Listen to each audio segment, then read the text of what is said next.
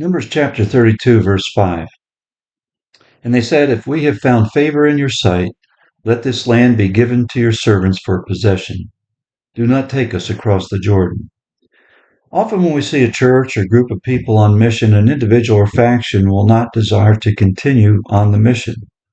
Here God had a mission for Israel to take Canaan, but the tribes of Gad and Reuben wanted to occupy the land east of the Jordan instead.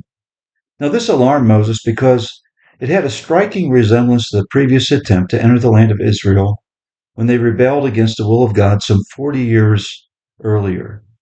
However, this situation was quite different in several ways. First, rather than outright rebellion in refusing to enter the land, Gad and Reuben went to Moses to express their desire.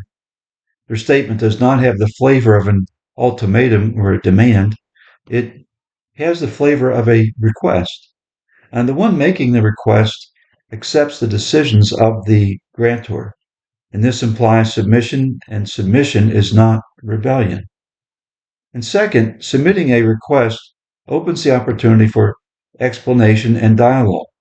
Here Moses passionately explains the ramification of their desires. You see that in verses 6 through 15. He explained the possible danger to the nation of Israel if they did not continue with them in the conquest.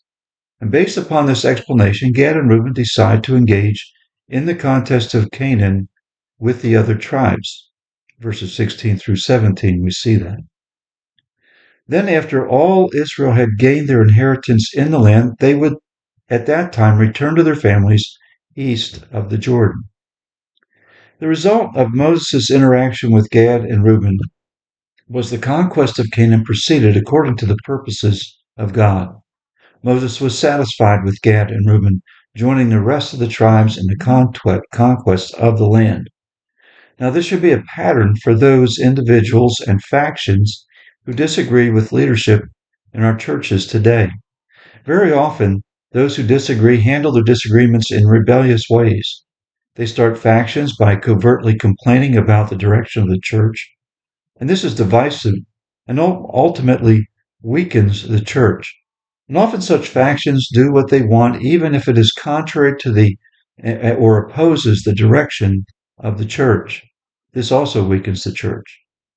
On the other hand, submissive and non-rebellious person will enter a dialogue with the leadership of the church with a heart focused on the purposes of God. As in the case of Gad and Reuben, submissive people keep in mind the sovereign program of the Lord and ensure that they join that program in a way that ensures success for the entire body.